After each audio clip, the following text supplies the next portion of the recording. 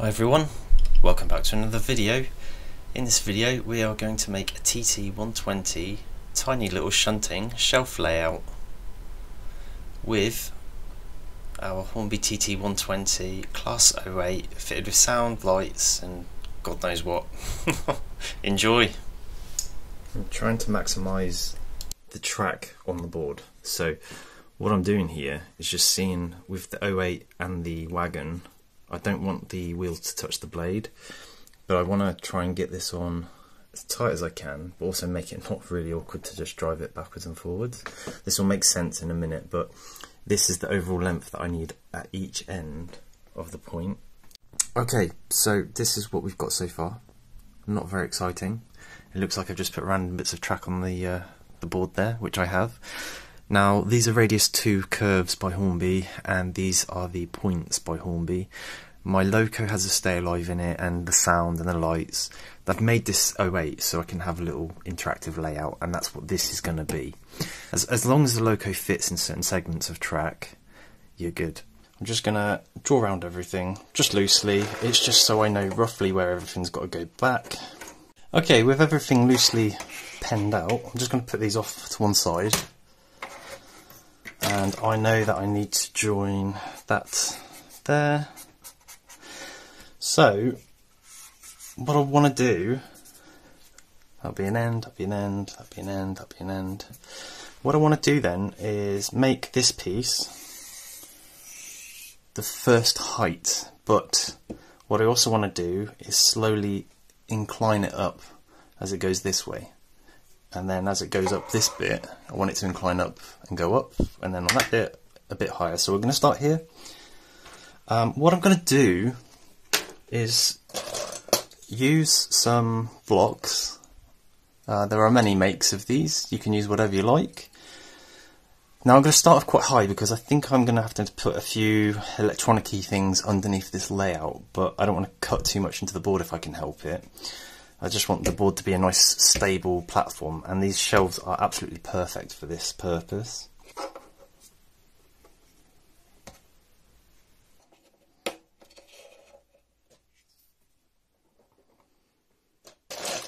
I've now put blocks under it to get it to roughly the height that I want. So side on, you can see at the back it's ever so slightly higher than at the front. This isn't obviously nailed down, and I'm going to glue everything down as well, by the way. I'll show you some soldering and how I do it, and then we'll come back to the layout. Okay, so here we are up close and personal with the track. I've got my trusty old soldering iron. I've had this for about 2 years now. I run it at 445 degrees Celsius. There's a link in the description. It's great, it's fantastic. If you leave it on as well, it actually turns itself off after a while. It's pretty safety conscious in that way. So 455 degrees Celsius, and it's important just to try and get it on the outside of the rail. I'm just showing you how I do mine. Put a bit of a blob in there, hold it for a minute, you see it flows, and then I'll release, give it a second, and that's it. The reason I have it so hot is because the heat can propagate really quick, but you have to be pretty quick, otherwise the heat will also propagate to the sleepers. And just doing the other side here now. I can't actually see what I'm doing, but I can see the solder gets sucked in like that. You can see it will also have a capillary reaction between the rails there. This one didn't do that, but I'm okay with that, that's fine. So I'm going to go around doing all this. I don't need to show you everything. What I will do, after I've done all this, I'll just show you how to do the dropper wires, because it's going to be much the same. What you really want to do, though, to save your soul with soldering, I would say is try and get yourself some leaded solder, and try and get stuff with flux in it. It just seems to flow a lot better. You can use the lead-free stuff with the new RoHS compliance, but it's not necessarily needed. You know, both work. I've used both, it's fine. So I'm going to carry on with this, and we'll be back in a minute. I'll show you a dropper wire. Okay, so I've turned the track upside down. All those fish plates are actually soldered to the track already, so we know all the track continuity-wise should be good. The problem could arise when you have a point that's switched and it won't give power to a part of the track. So what we're going to do is let's get this one because it's quite easy to show you on the camera. I'm going to put the solder on and the gun at the same time, and it's just attached, and we'll do the same here, just like that. Okay, what I would recommend is actually you tin your wire before soldering it on, otherwise you won't get a very good join. So all tinning is just solder on the wire just like that, so it's pre-tinned.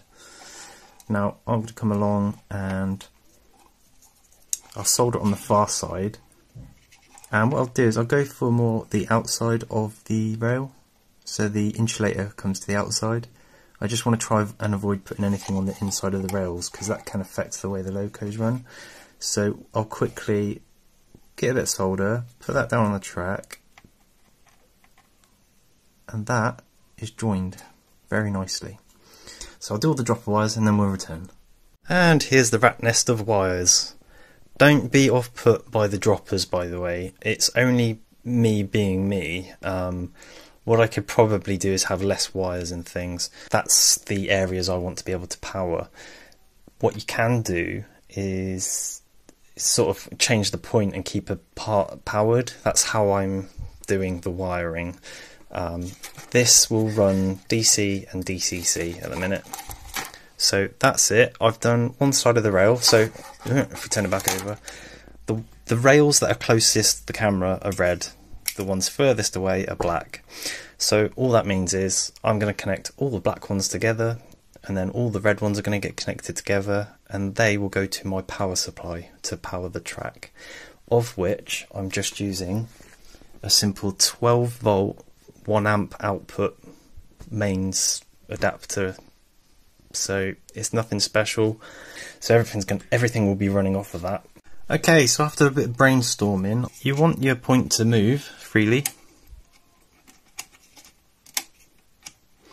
but on the same token, I want these blades to have power. I definitely want them to have power, because if they get dirty, or this bit, which isn't even touching most of the time, gets dirty, those blades won't have power. So what I'm going to do, simply, is on the dropper wires I've just put on, where I've got black there on the left and red on the right, you come up, and the same thing, so red on the right blade, black on the left blade, and there we go. So all I need to do is just wire these to the bus bar. Now people give these things a technical term, but what they mean by bus bar of the DCC is essentially all the reds go to one place and all the blacks go to one place. That's it, and then you give it power. Okay, I'm going to do this all fancy because I want to, but that'll come later with the electronics wiring. I think I just need to wire up the other points, and these can just simply go through a hole underneath the point. So another thing though is I've put them as far up as I can. I could have soldered these wires to where they hinge. The danger with doing that is the solder could potentially go to the other piece of the track, allowing the blades to then not move. So me going to this extra gap here, or across in between these sleepers, allows the wires won't move. They move their minimum amount, yet they'll still maintain function of keeping those blades powered, which is exactly what we want. Okay, so now happy with the way the track is. It's all pre-wired now, so red is red and black is black. What I want to do is just mark the ends of the track, so simply a bit of masking tape, and we'll pop it over the end of the rail, and I'm going to go to the edge of the board. You could use a hacksaw. I'm going to use a Dremel because that's what I've got. And yep, just double check you're happy with where you're going to cut it. So I'm going to cut them off. Okay, so just with a Dremel and a nice little cutting wheel on the end there. Wear protective gear, guys, and gloves would be a good idea.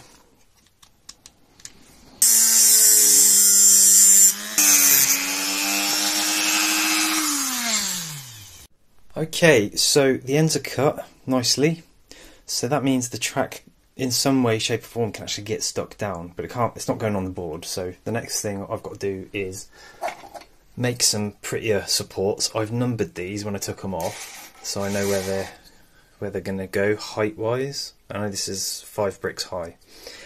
So when I'm not going to show this because you've seen what it's kind of going to look like. I'll do it and then I'll show you it once I've put these on the board. I'm just going to stick them on with super glue. Okay, so all our supports are back in. I've super glued them down to the shelf. They're all grey. They all look a lot prettier than it did.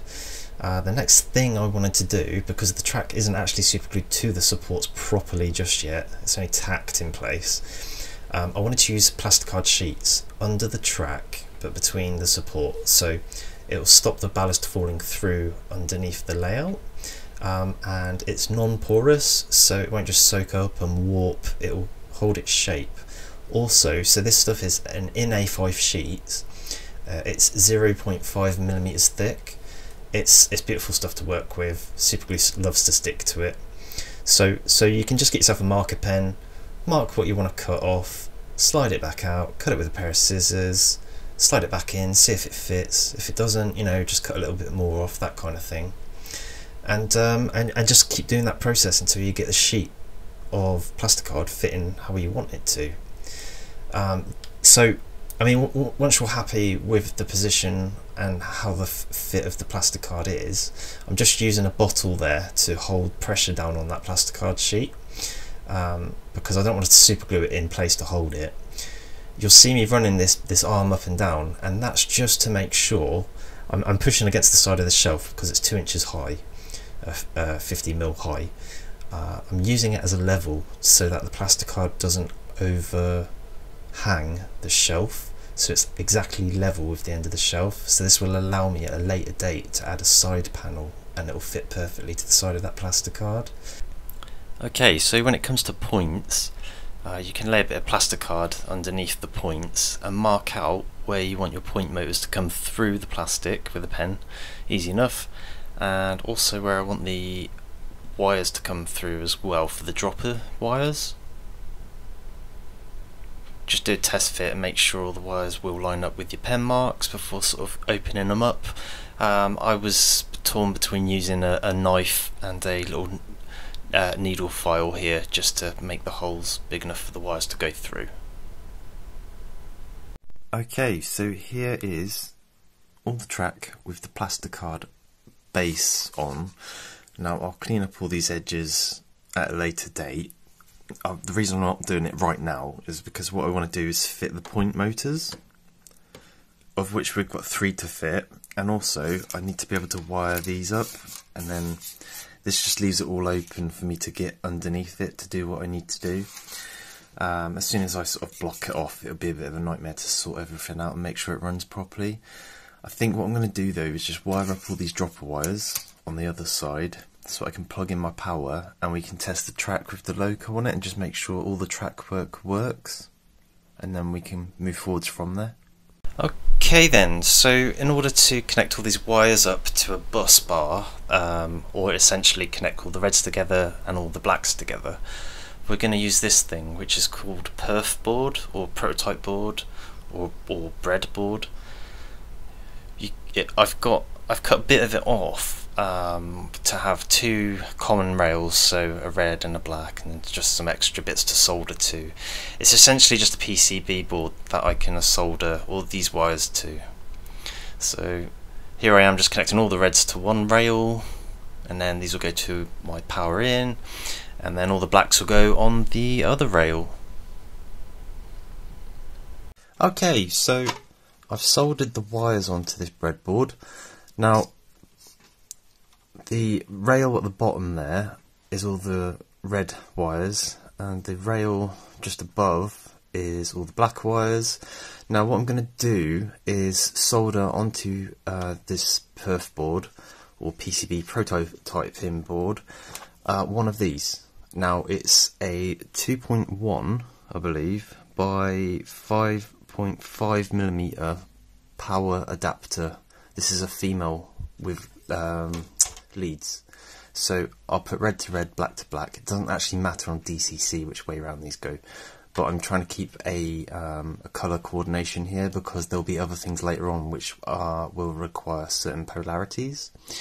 But in this case, it doesn't matter where you see these two rails here. They go all the way along and up. Now, the reason I've left all of these and these is for maybe for signals and lights and things. But this is my power bus. These two rails. It's very important that these don't touch each other. We wouldn't want to short anywhere, but we'll find out short enough. We'll find out soon enough if we've got a short. But I'm just going to solder this on. You know, red to red, black to black again. Maybe something like that. I'm just gonna. What I've done is I've done this quite central on the board because I want to be able to sort of put it somewhere where I can add to it later if I want to. So it might even be something like this, maybe. Just so I can put a wire in the back and solder it from the back. With the cable, if I zoom out, so the shelf has these holes. There's two of them. And this is what it goes on the wall with. There's a bracket you put on the wall. Now, I think with this, what I'm going to do is actually drill a hole in the corner here and actually have this coming out about there. But I'll leave a bit of excess on the cable. So if I'm not using this, I can sort of push it back up inside. That being said, though, I don't even need to do that because the back's going to be left open. So what I very well might do is secure this down to the board and just leave enough of a length here so that I can plug it into my mains adapter. Now, whilst we're talking about the mains adapter, it's got the male version of that plug on the other end of this guy. This is all I'm powering my Hornby decoders with. So I'll zoom in for you again. Now on that plug, you'll see there it's 12 volt, 1 amp. And that's it, that's all I'm using.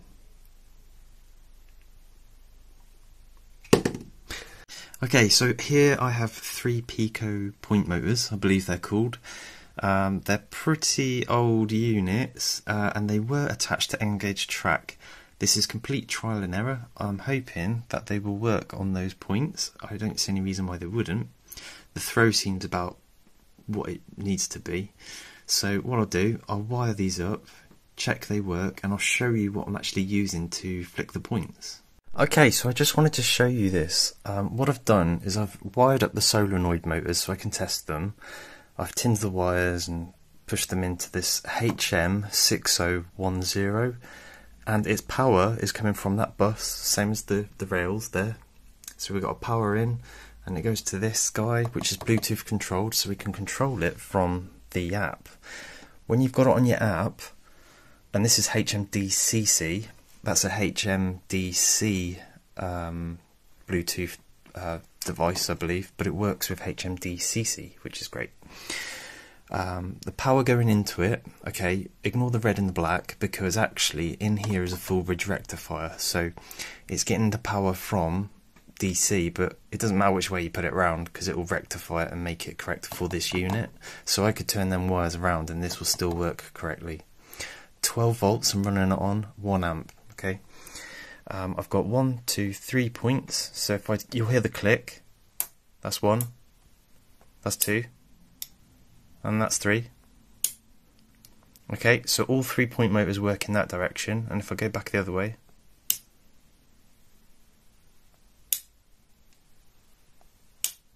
they all work as well, which is fantastic. All I've done, you've essentially got a coil either side, and the green wire that I've connected is the common. So the green wire is to both coils, and each yellow is to one of the coils. So if the point motor goes the wrong direction for me, what I'll do here is just swap the 2 yellow wires around, and you'll see the common wire goes in the middle. Okay, you can do different outputs from this device. You can control LEDs and all sorts of things. What I wanted it for was to control these, because that makes my life very easy. I give it 12 volts and I just tell it what to do on here. That can only do 4 things, and obviously I'm only using 3 at the minute. What I want to do is control lights on the points, so we'll come to that later when I wire it up again, because this was to test it and play around with it so I can check the points all work. But I'll be adding turnout lights so that when the point flicks, the relevant light either end for the guy in the shunter will know whether the point's safe to cross or not. That's how I'll wire it up anyway. So I'm well happy with this. It works quite quick as well.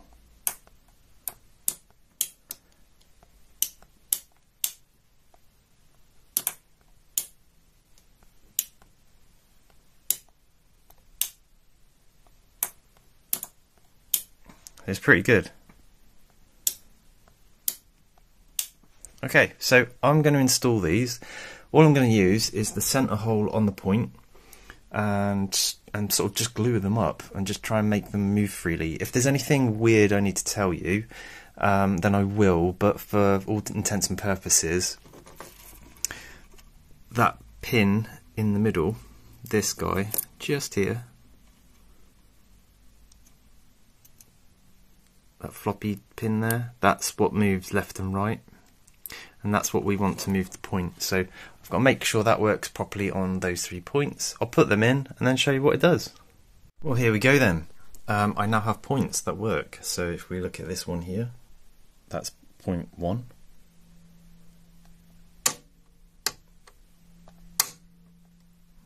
And then down here, and then down here. Superb. Right, the next thing we're going to have a look at is the coupling on the loco and that wagon, because they're not scale, but asides that valid point, what I'm going to do is try and put some Dapol Easy Shunt couplings, knuckle couplings on these two, because I want to be able to decouple the wagon from the loco without actually touching it. So as you can see here, I think it's going to be a bit of a struggle doing the Hornby couplings. I'm more au fait with knuckle couplings, and I think they're a bit more realistic looking as well. So I will stop playing in a minute and we'll have a look at the couplings. Okay then, so couplings. Well, these guys here are the standard Hornby couplings that you're familiar with in TT120. Now in N-Gage, I'm accustomed to these little guys. I'm just trying to pick them up with the tweezers. There's a spring there that allows the coupling to open, and this little piece that's hanging down under that coupling, if you put a magnet near it in a specific kind of way, it will open this coupling. I think they look more realistic. They're NEM-socketed kind of pieces as well, so they should go in there okay. And I'll put one on the wagon as well, so I can do away with these two, and then on the other end of probably both locos, I'll probably just put some little loops of wire or something, just to look like it's for pulling wagons around. But to be fair, I don't need really anything on the other end of the wagon or the loco at all. So I'm going to mess around putting these in. These just pull out. You just got to be careful you don't rip out the socket that's on the loco, because they are quite particular with braking. So you almost want to put your thumb on this bit and your nail under there and pull this out, and hopefully I won't break it on camera.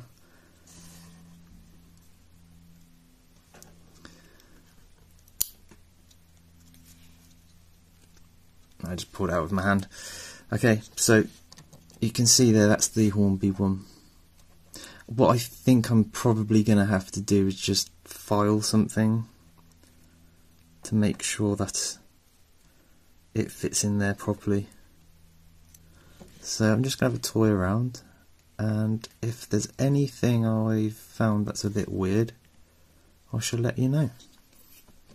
Okay, so after playing with this for a little while, what I've realised, the couplings, I'll just take the loco off, the couplings plug into the NEM sockets perfectly. The only downside is you see the little piece that's hanging down, and I'll get my trusty tweezers. Those little bits just there, you have to push them up so about 1 mm poking out the top. Otherwise, when you come to go over pieces of the point work, it'll hit. So I've made it just clear. So now there's no issues whatsoever. The knuckles work as intended, and the next thing will be to make them decouple with magnets. But that then leads us on to another part of the build, which is this area here. Now, back in the days, and in my modern layout, because it's a bit of a budget run area of railway, there used to be a thing called a tippler. Now, this used to tip coal wagons, or whatever was in the wagons, to one side, or in other ways rotate them around in order to empty them. And I'll just put some, hopefully, pictures up for you now of an example. Now, I'm not going to be basing mine on anything specific, but what I will be doing is trying to get the thing to tipple towards us. And what I've already begun to do is make something, ironically, out of building blocks. Now, I'm wanting a function more than a look, but the way I've done this, and you'll see these bits sort of fall down, this is the bit you won't see, and then these bits that hinge are going to be the bit that the wagon sits on, and so the whole lot will tip up towards us and empty itself into something. So I need to decouple this wagon before I tipple the wagon. In order to put the magnets where I need them, though, I need to put the tippler in position. Okay, so using a pencil, I'll draw around part of the tippler mechanism. This will sit underneath that plasticard, but I just wanted to know what line to cut within on top of the plasticard with a knife, and we get a hole just like this, and then sort of keep offering up the mechanism, I suppose, and just keep cutting away until it fits nice and snug.